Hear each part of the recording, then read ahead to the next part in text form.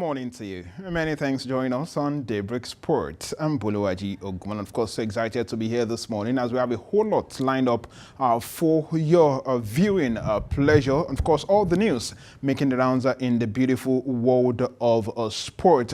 Well, on the show this morning, we'll definitely kickstart from the Nigerian Premier Football League, where a lot is going on as we speak. As the Nigerian Professional Football League Board have instructed all of the clubs participating in the NPFL to ensure that they upgrade their facilities, talking about a stadium, asking them to ensure that they make sure that they have floodlights available for night game, and of course ensure that there is a backup generator in all of the stadiums in the country. And that's according to the NPFL released earlier today. Moving on the show this morning, let me inform you that Ali Zubair, the head coach of El Kanemi Warriors, have stepped down from his position as head coach of the Nigeria Premier Football League side. Well, Zubair had been in charge of the Maiduguri-based club, of course, for over 2 years. While the young tactician masterminded El Kanemi Warriors' promotion to the Nigerian Premier Football League from the Nigerian National League in his first season at the club. He also guided the club to victory in the President's Federation Cup last year. Ali Zubair will now focus on his role with the Flying Eagles of Nigeria. The Flying Eagles of Nigeria, the under-20 national team of Nigeria, secured third place at the 2025 Africa Under-20 Cup of Nations in Egypt last month. They are set to compete at the 2025 FIFA Under-20 World Cup in Chile later on this year. Well, from Ali Zubair's story, let's move on to Europe this morning. We'll discuss the news that concerns Nigerian stars. Let me inform you this morning that Nottingham Forest have confirmed that Nigerian duo of Olayeno and Taiwo Awoniyi will remain at the club next season, following the release of the team's retained lists on Monday. Despite undergoing a squad shakeup that includes the departure of defender Harry Tofolo and the return of Alex Moreno to Aston Villa after a loan spell, Forest have kept faith with Super Eagles pair of Ola Oluwaina and Taiwo Awoniyi. Of course, they were among several senior players listed as under contract for the 2025-2026 season. Olaino, you recall, joined Forest in July 2023 on a free transfer from Torino in the Italian Serie A. Of course, he has enjoyed a standout season under coach Nuno Espirito Santo. Now, the versatile fullback featured in 35 Premier League matches, starting every game and accumulating over 3,000 minutes of action.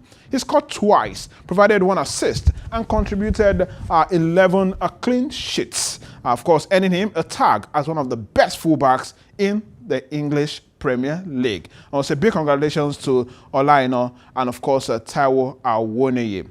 Well, talking a bit of transfer this morning. Yes, don't forget that it was shut yesterday, and of course, we will reopen next week. Let me inform the Manchester City have completed the signing of attacking midfielder Cherki from Lyon before this first of this summer transfer deadlines. City will actually pay an initial fee of £30.45 million, and Cherki has signed a 5-year deal until 2030. The 21-year-old will be able to play for City at the FIFA Club World Cup, which begins in the United States on the 14th of June. Cherki has already made almost 200 appearances for Lyon and has scored once in his 2 caps for France. Another transfer that was completed yesterday.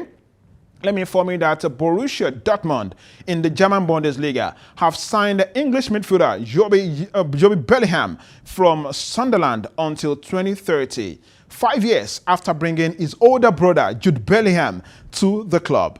Borussia Dortmund announced the signing on Tuesday, the final day of the Club World Cup transfer window.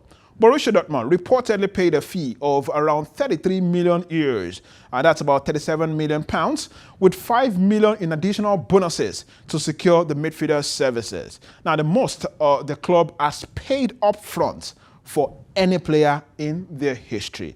Congratulations to Jobe Bellingham for that move. Let's quickly talk about Liverpool this morning, where we understand that Florian Wirtz is set for a Liverpool medical after they agreed a deal in principle with Bayer Leverkusen for the 22-year-old Germany midfielder.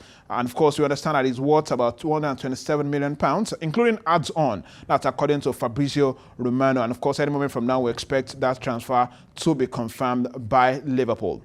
Away from that, let's talk international football this morning, where Senegal have become the first African country to beat England following their 3-1 win in an international friendly decided yesterday.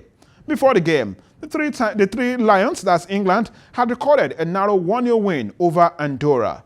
Thomas Tuchel had been critical of his team's performance and, of course, demanded better against Senegal yesterday. But, of course, the host took the lead early in the game through Harry Kane, but the Senegalese, of course, fought back to dominate the match and, of course, played at the City ground yesterday. Ismail Sarr made it 1-0 before Habib Diarra burst through to give the West Africans the lead in that particular game. England were sluggish about taking a free kick, and it led to a counter-attack which saw Cherki Sabali put the game out of reach. This is also Thomas Tuchel's first defeat in charge of the Three Lions of England. So we say congratulations to our brothers from Senegal for securing that important win against England. Let's quickly talk about the FIFA World Cup, where Australia yesterday became the 11th country to book their place at the 2026 FIFA World Cup.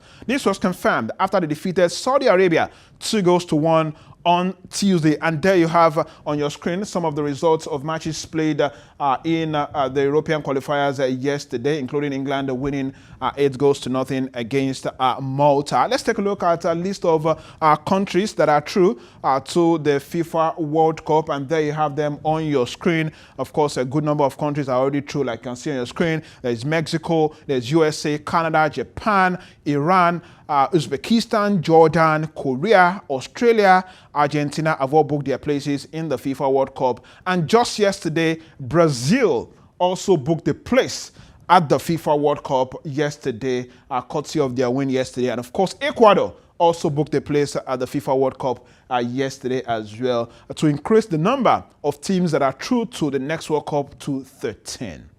And that's sports this beautiful morning. I'll be back tomorrow for another interesting edition of Daybreak Sports.